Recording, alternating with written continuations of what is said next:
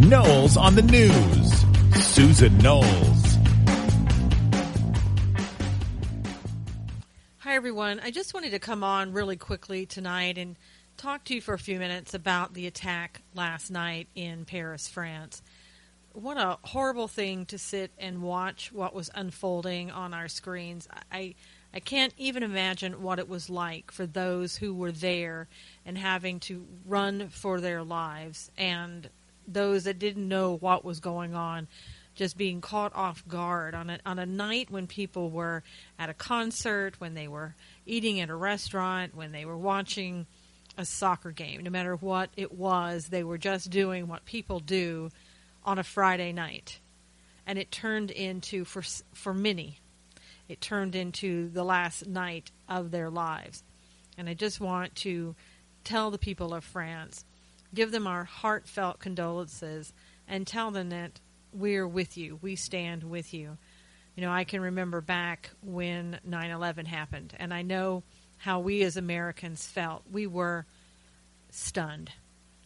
It was horrific to sit there and watch people as they leapt out of windows in the towers and would rather die that way than die burning to death in the towers. I mean, it unimaginable pain and horror. And that last night had to have been very similar, but only in some ways magnified, because you could, if you were there, and the people who were in the concert hall, for example, who saw the terrorists come in, those that were slaughtered one by one, just unimaginable horror and pain. And our hearts and our prayers go out for the victims' families and for those who were left to mourn. And we found out today that one of the people in the concert hall was 23-year-old Nahimi Gonzalez, who was from Long Beach, California, who was there, and she was studying abroad, and she had a boyfriend who now is without a girlfriend, a mom and a dad who are without a daughter, and just, again, unimaginable pain. And I think the people in France are going through today, you know, if you've watched any of what was happening on Periscope, and I did, I watched a few, there were flowers and candles lit as far as you could see. I mean, people were just walking around almost zombie-like in front of the buildings where the attacks had taken place, and it was very quiet. I mean, you could almost have heard a pin drop, except for an occasional person crying. There really was no noise, no sound at all on a street that typically would probably have been very busy with people eating at a restaurant, walking up and down the street, driving up and down the street on any normal Saturday. And I don't think for a long time now that the life in France and Paris there, if it will ever get back to normal, but it certainly won't for a long period of time. And as I was saying, that I think they're going through what we did after 9/11, you know, where we were just stunned and we were not knowing what to do, not knowing how to handle everything, taking it all in and wondering what happened. Why didn't we see this coming? Why did 3,000 of our fellow men and women and children get killed that day senselessly because of what attackers did, and watching planes fly into the towers? I mean, gosh, totally surreal. And I'm sure for those people last night, it was totally surreal. And their day, the following day, was totally surreal. And then as Americans, our grief turned to anger.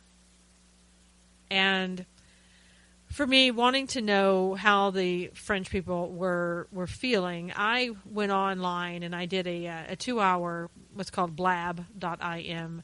But it was a 2-hour sort of video conference with anybody who wanted to come in and talk on camera if they wanted to. And I had a number of people who did want to talk. Several people that came on. One was from New York, California, Belgium was represented Scotland, and 2 people from France. And I would have to say that in talking with them, sort of the general consensus, people were stunned. People were very quiet, when they were talking. Nobody really wanted to talk too much about avenging, if you will, those people who had died. The 2 people from France, turns out that they were Muslim. And for me, when we were talking on camera, their video didn't come up. And I questioned them about why their video wasn't on, and both said that they were having difficulties with the video. And I suspect they didn't want to be seen. And the 2 who were from France basically said that they wanted the world to know that they were Muslim, but they didn't agree with what had happened. That they weren't from ISIS, and they didn't believe in that. And even though that they followed what was in the Quran, they did not believe in killing. And, in my mind, with all the happenings that were going on, I'm thinking, they sounded very much to be telling the truth and very genuine about what they were saying. But I think that they needed to show their faces. If they were hiding, they needed to come out of the shadows. And I get it. ISIS, look at what ISIS does. And probably if you're a Muslim and you're talking against ISIS, especially where they are, it's not a good thing to do. And I get it. But how much longer are people going to hide in the shadows? We can sit there and we can look at what happened and say, well, that happened in France. And I think pretty much, there are a lot of people that have gone back to their lives today as if nothing really happened. And I'm not saying that they don't care, but I noticed that, online talk was as it was the day before the attacks happened. People were talking about social media and different cheery subjects. I mean, I don't know about you, but my life didn't go back today to wonderfully happy, cheery subjects. I'm just not there yet. And although I wasn't in France, I understand the severity of what happened, and I understand the gravity of what happened. And I understand that this is a foreshadowing of what is to come. I mean, we've heard over the last day that there's 100 or 1,000 investigations, if you will, going on within the United States of people that might somehow be related to ISIS. Well, we all know that they're here, and we all know that we keep allowing them to come in, and we all know that nothing is done about it. So it's a matter of time when something happens to us. Now, where that will be, when it will be, and on, I don't know. I don't feel, and maybe you feel the same way, our government isn't protecting us necessarily the way that it used to, or seemingly used to in any event. We have an influx of refugees coming in. I've read that the Central American illegal immigrants may try to come back in. And Obama wants to bring in the Syrian refugees. And I know that Ted Cruz has come out and said we need to stop having the Syrian refugees come into the United States, and I back that 110%. We cannot have people coming in here that can potentially harm us. We are not vetting these people. These people are extremely difficult to vet, to know whether or not they are here to do us harm or fleeing because they're in fear of losing their lives. And I feel bad about that. But reality is that that's a situation that we find ourselves under. Now, there was a time today that I was talking about and what I've heard reported in Fox News and elsewhere about one of the shooters in France having a passport from Syria on him, and that he had come through Greece a few weeks ago, and he was part of the Syrian refugees. And first, sort of the response that I got from people on the video conference that I was doing was that you can't trust Fox News. Well, tell me who you can trust. I don't sit there and purport to trust Fox News. Don't get me wrong. I think that there are a few media outlets today that I would actually believe. But I look at Fox News and then I gather information from other sources and see what everybody is saying, and then I make a decision on whether or not it's true or false.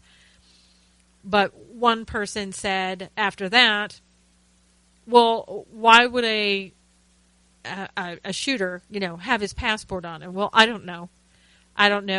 Maybe because he felt that he was going to get stopped and he needed to have his passport. I mean, if he did get stopped, he'd have his passport, and then he wouldn't be unable to complete his mission by being arrested, or who knows?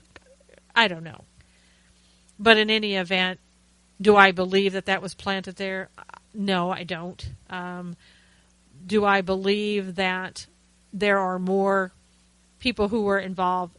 We've heard that there were about 24 people who planned this, and I do believe that there are so many cells and they're so large that I wouldn't be surprised if the number was actually larger than that. I mean, there's so much going on and so much that we really aren't being told.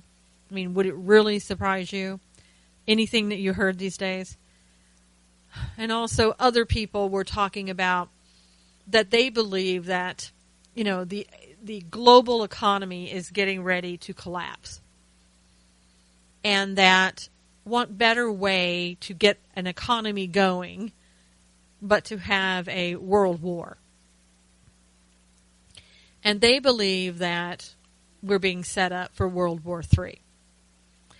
Well, those who are Christians know, if you know anything about Bible prophecy, that what's happening in Syria right now is pretty much set up to follow right along with what's happening in Revelation. So, we have almost all the players set up right now in Syria. And, it is a good possibility. I'll tell you, World War III, some people believe it's already started. And I would have to agree with them in some respects, because you have the United States in Syria, you have Russia and Iraq in Syria. We want to go in and we want to remove Assad, and Russia wants him to stay. Right there, you got a conflict. The only thing that we may have in common is the desire to get rid of ISIS. And I say that not even with a lot of strength and conviction. Because in some regards, I think, why hasn't the United States gotten rid of ISIS before now? And of course, there's a lot of speculation that the CIA started ISIS. So whatever you want to believe, I don't even want to go there at this point. But I don't see how this is all going to end well when you have conflicting ideologies, conflicting goals between the United States and Russia. And at least we forget, in Golan, there's an oil fields, plural, that have been discovered that it's worth billions. And right now is being mined by Americans who are there under an Israeli lease on the property. And now Syria is claiming ownership in that property. So, oh my gosh, how does this end well? It doesn't. Again, read Bible prophecy. We're only missing like one player, which is Turkey, I believe, if we need Turkey. I'm not a Bible scholar, so I don't really know, but I think Turkey has a part in all of this. It wouldn't be too hard right now to imagine that Turkey could just get there in no time at all.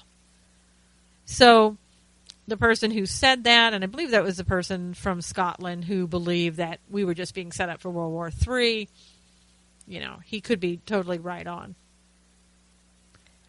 It'll be interesting to see also how France reacts to all this. I know their prime minister has said, we're going to go in there and basically we're going to fight ISIS until they're gone. Well, in my mind, and maybe I've just become a cynic these days, I see that as meaning we're going to ask the Americans to join with us to get rid of ISIS. And then we're going to turn around and say, Russia, we know you want to be the ones that go in and destroy ISIS and all that, yada, yada.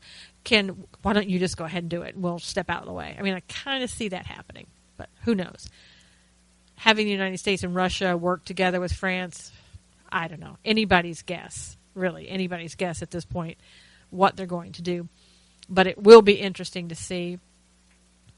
I know today, France, the people that I talked to were saying, we're not wanting to do anything today. We're not really wanting to think about it because we are grieving. And I don't think they're going to have necessarily the same reaction that Americans had when they became angry and decided to go in there and fight. Because history serves me well in my memory. I don't think France is really like that. I don't know. Hopefully they don't take the let's coexist route, because as we all know, you cannot coexist with terrorists. You cannot coexist with people whose goal it is to take over the world and become the new world order. You just can't do that. And that's not a conspiracy theory. Read the Quran, read anything that what ISIS has said. That's what they want to do. It's a caliphate. It's what's happening. And they want to have everybody either accept Islam and bow down to Allah or be killed. And if you don't believe that, God help you. Because you're in for a big surprise. So it will be interesting. I did, in talking with the people from France, they said that the one thing that they wanted to do was close the borders. And I had said to them, you do realize that when you do all of that, or whatever you do after this, you're going to start losing more and more of your freedoms, because that's what is exactly that has happened to us. And I think they have less freedoms right now than we do anyway, but I think more are going to be lost. And right now, I don't think they really care. From what happened last night, they just want the problem to go away. And, we need to close our borders too, in my opinion. Are we going to do that? No. Not with this administration. We're not. But it's time for people to wise up around the world as to what is happening. And one gentleman that came on had a really good point. He said, because we have the internet and we're so accessible to each other, just because you close the borders doesn't mean that everything is going to stop. And he's right. You have ISIS who's able to recruit people online, social media, and they have the ability to do that. And if they do that and they convince enough people to act within their country and to destroy people, kill people, destroy buildings, whatever the case may be, they will do that. So just closing the borders isn't, quote unquote, going to keep ISIS out. It really isn't. We have a much bigger problem on our hands than we used to because of the fact that our communication is so different. It's not just by telephone or something like that. I mean, we have the internet, and you have that. You have your hands on the pulse of the entire world. But it was interesting, too, when I was talking in the conference, I made the statement that the people coming from Syria, were adult males, were older teenage boys, that they were apparently Islamists for the majority of them. And we didn't know if they were ISIS or not. I mean, the majority of them could have been ISIS. I don't know. And somebody started, it was like the whole focus then turned to, you don't want to say that because, those are Muslim Arabs and that's different. And I mean, this went on for a few minutes and I had to finally say, enough already. I'm not here to be politically correct.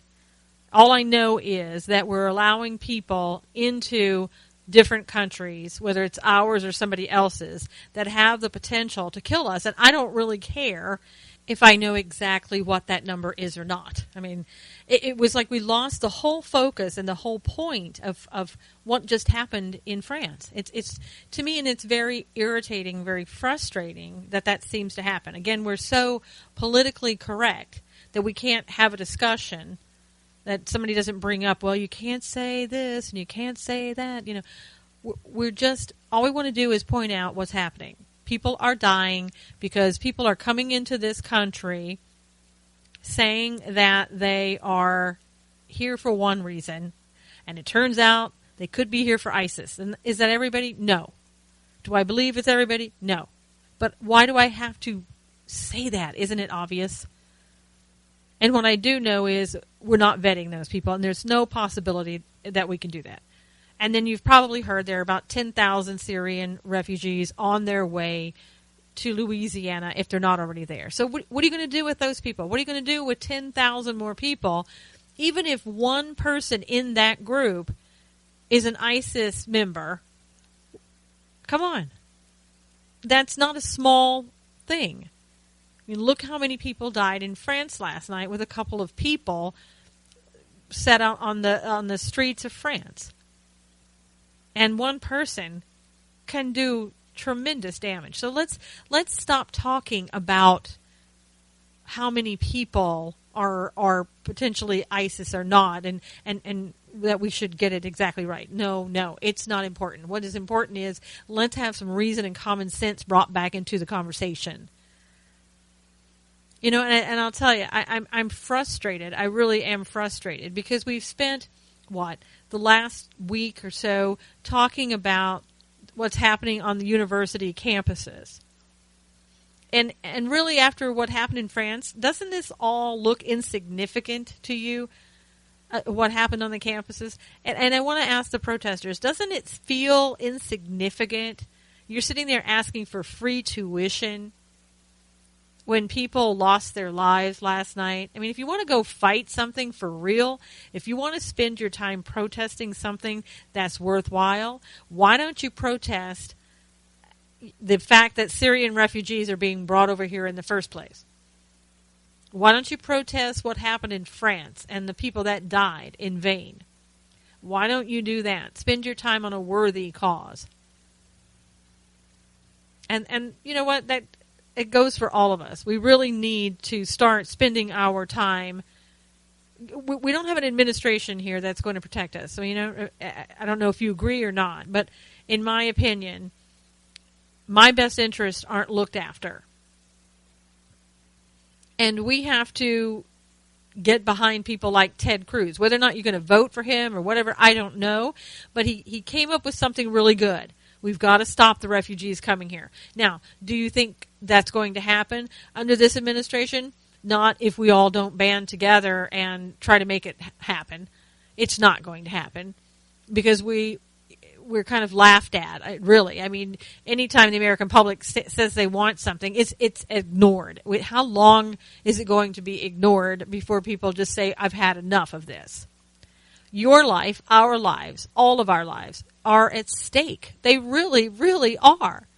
Because what happened in France is probably right now being discussed to occur in the United States. And I'm not trying to be a conspiracy theorist or scare anyone, but anybody with an ounce of common sense would know that. And I heard last night where, according to Shepard Smith, again of Fox News, that said on the terrorist websites, it said, but American blood is sweeter and we will taste it soon. And I even had people saying, well, my gosh, there you go, Fox News. A person attacked me on Twitter saying, well, what's the original source of that? That's not true. That didn't happen. Again, his focus, and I'm assuming it was a him, people who don't show their faces, don't have their real names, and come up with something cute. I've got to assume what sex they are, But why spend all day long? I asked him, are you ISIS? I mean, why are you trying to protect ISIS at this point? What is your agenda? And I've lost my patience with a lot of things. It's kind of like I don't want to discuss those things that don't matter anymore. I don't want to spend my time talking with somebody on Twitter about whether or not something was said had an origin, and I have to give them the source and cite that and show them the link and then, take them there and ask them if it's okay. I mean, come on. It's kind of like if you don't believe that's true, then just move on and say, don't believe it's true, bye-bye. Okay, I'm okay with that. I just report what I hear, and it's up to everybody else to go and research and find out if it's true. I mean, I look at things and say, again, I gather from several sources. If people are saying that, then I put it out there. It's not gospel. None of this is gospel. You have to go look at it yourself. And I think that we're living in a day and time where that's absolutely so necessary. You can't depend on other people to tell you what's going on, because I think half of what we hear is not true, and half of the other half is maybe somebody got it wrong, or they're trying to feed you a line of bull. I don't even know anymore.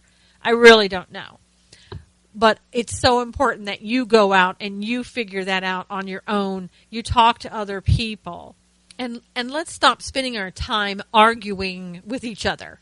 Especially Republicans, you do this so much and you do it so well. I'm a Republican, I'm a conservative, I can talk about this. You do it so well. We sit there and argue back and forth with each other. Meantime, the people on the left are moving together in solidarity, and it's because there's socialism out there. They do it so well, and they get things done. We don't. It is time for us to step up. Stand together, whether we agree 100% with each other or not. We need to start boycotting things. We need to start, lifting our voices up and being heard. And if everybody says, well, it doesn't matter anymore, we can't do anything, okay, then bow out. Let somebody who wants to do it. But we're just going to sit by and allow all of this stuff to continue happening. It's ridiculous, because it'll be too late. You can't sit by and bury your head in the sand and pretend that things aren't happening. You have to at least try.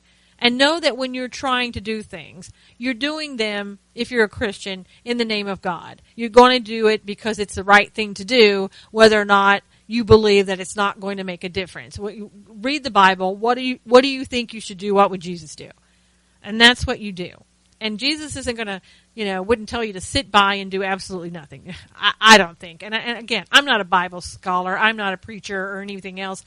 But it just, in my heart of hearts, I have to believe that we're supposed to stand. We're supposed to stand for ourselves, for each other, for God, for all those people out there that are hurting. And all those people out there that need us to stand. And we're going to be those people. We really are. Our days of sitting around and protesting on campus about nothing important are quickly coming to an end here. Things are getting real. And I really do believe that this is only the beginning. What we saw happen in France yesterday is only the beginning. And if you think it's not going to come here, as I said before, if you think it's not going to come here, you are fooling yourselves. And you need to wake up, you need to get prepared, you need to stand up. This is not a time for people to sit back and watch TV or watch football or, play soccer. It really isn't. And I'm not saying you shouldn't have fun or anything else, but I'm saying you've got to spend some time looking at what's important, focusing on what's important. Keeping your focus on God is going to become so important in the coming weeks, months, and years. We can't continue down the same road that we have, just ignoring what is happening to us, just ignoring what we've really got to get back to reason and common sense. We need to drop the PC drama. We really do. We need to have conversations, hard conversations with each other. It's something that we've been avoiding, we haven't done. It's time, people. This is life and death matters. It really is. And we can't keep pretending that we have all day to do frivolous stuff. We just don't. So let's change what we're doing. Let's change the course. Let's start working together. Let's start doing things that really matter. I know you feel the way I do, and let's do this together. Until next time, God bless you. This is Susan Knowles with Knowles on the News.